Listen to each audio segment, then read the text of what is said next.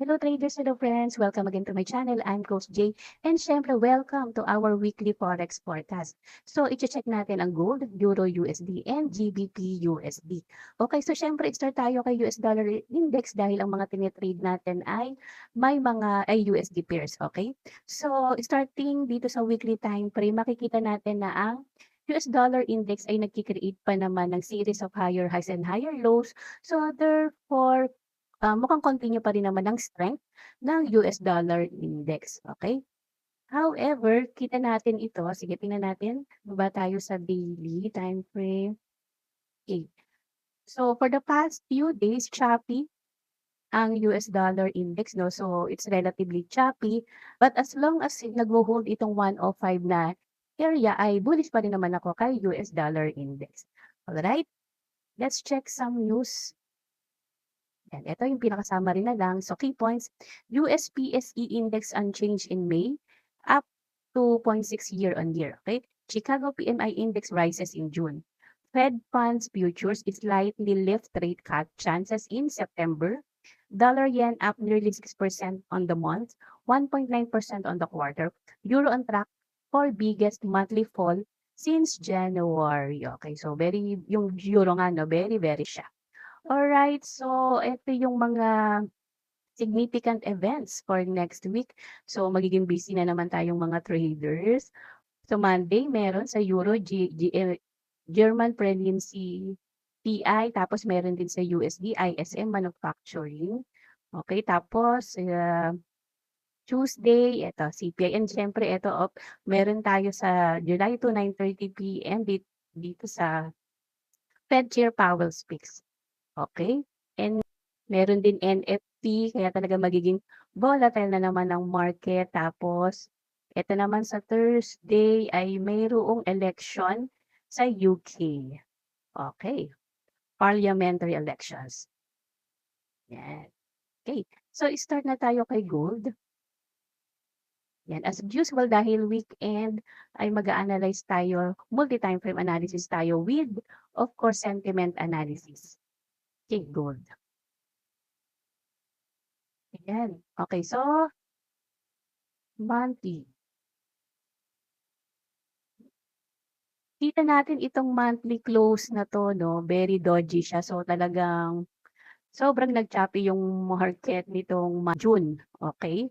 So dodgy lang siya. So ibig sabihin kasi niyan merong equality sa market, kaya ayan, neutral lang. Although minsan 'pag nakakakita rin tayo ng ganito, may possibility na mag-reverse, or kung hindi naman niya reverse kundi, magkakaroon dito ng possible pullback, okay?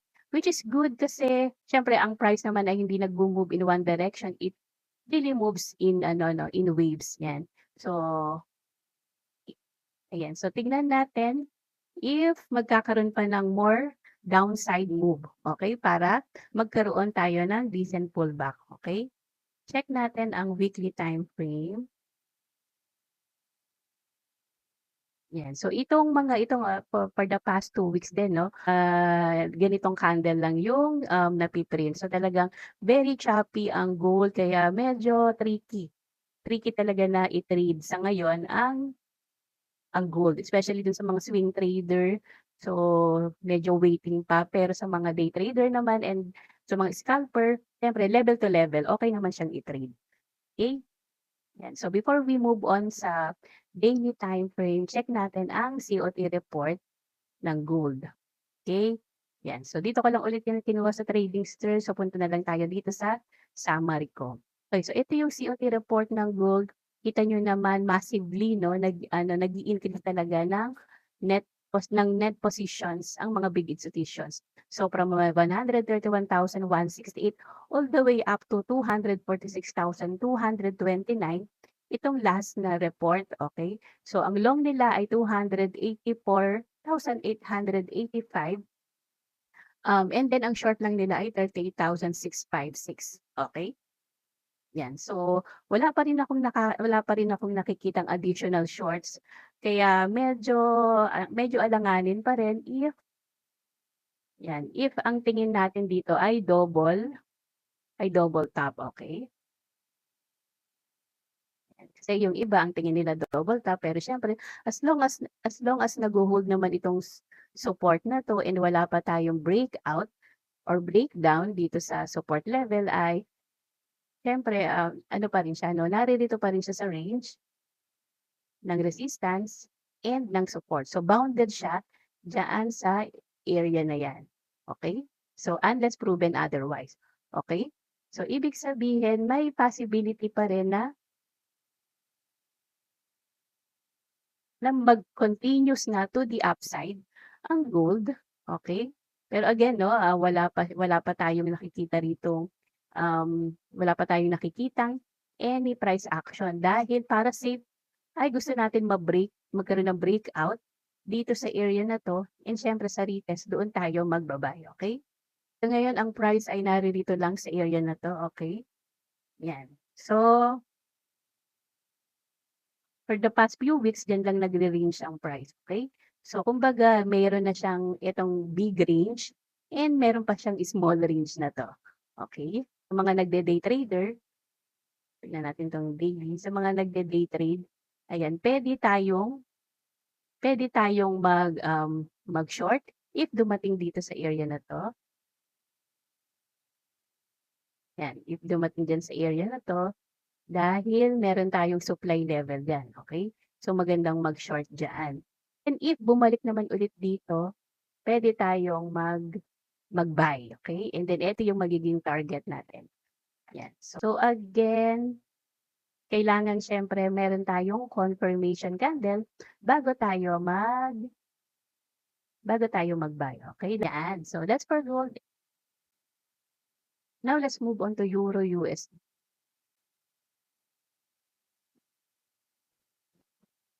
Okay, so dito naman sa Euro USD, after this very impulsive move to the upside, ngayon ay nasa correction phase ang Euro USD and ngayon ay nag-struggle siya dito sa symmetrical triangle na 'to, okay. Ayan, so may possibility na diyaan lang mag-move ang price, okay. Okay, so this candle ay June, so niretest niya itong support level na 'to, okay, nitong triangle na 'to.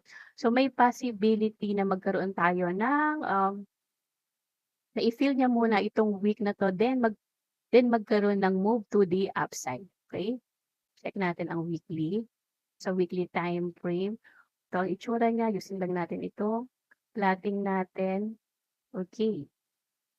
Alright, so ngayon price ay currently testing this support level nitong triangle na 'to. Okay, so ito yung galaw niya and currently ang price ay naririto sa support level. So we'll see if magkakaroon ng, makakabawi ang euro, okay. If makakakita tayo ng short term na uptrend, okay, para sa retracement.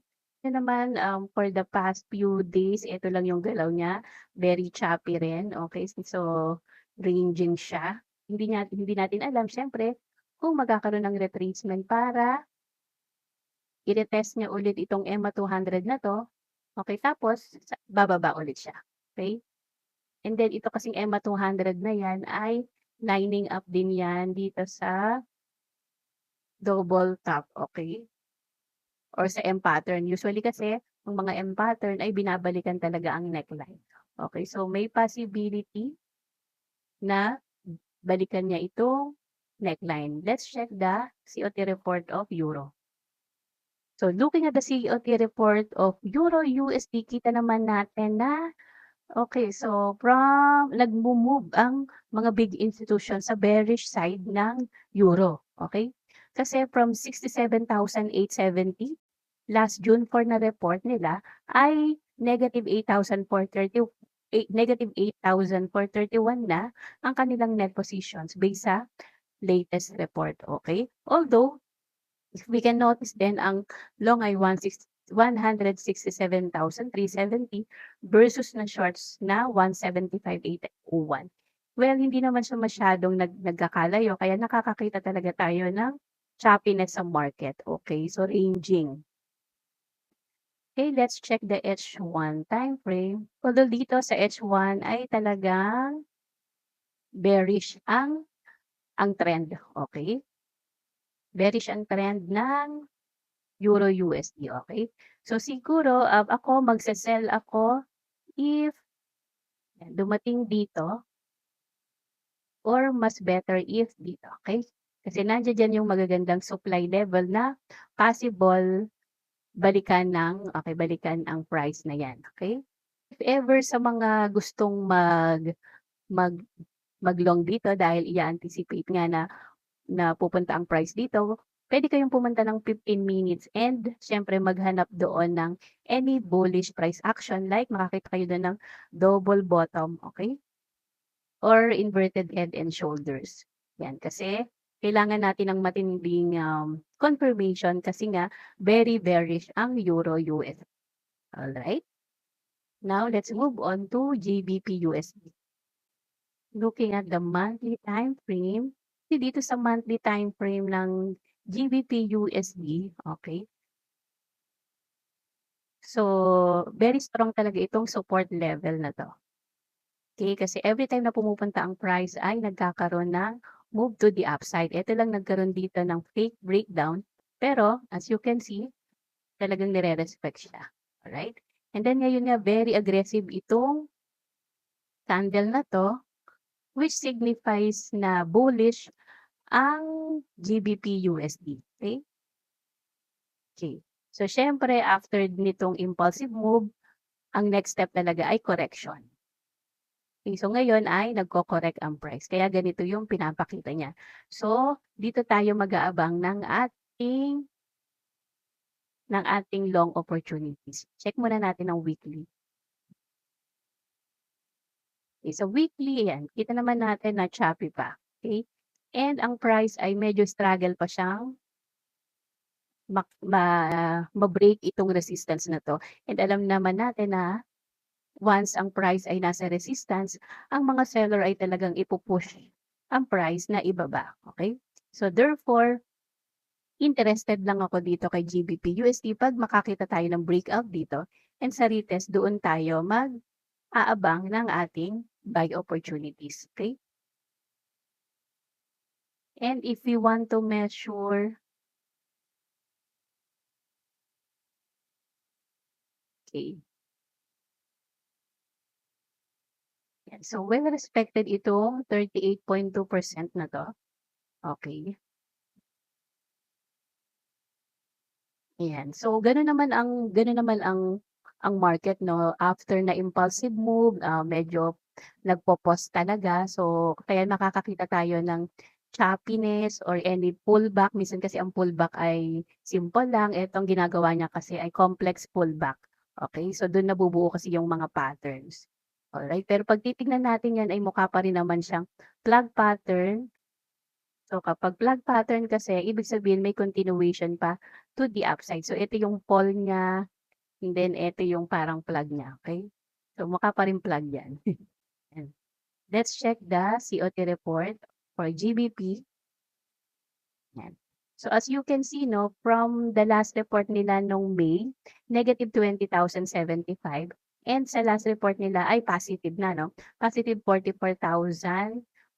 So clearly, nagshi-shift ang mga big institutions from bearish to bullish side ng GBP. So let's check the H1 time frame. Ayan, so downtrend pa rin kasi siya sa H1. So 'pag ganito na hindi siya align sa aking COT report ay wait and see na lang muna ako. Okay? So 'yun lang. Thank you for watching and I hope marami ulit kayong natutunan sa video na ito. Bye-bye.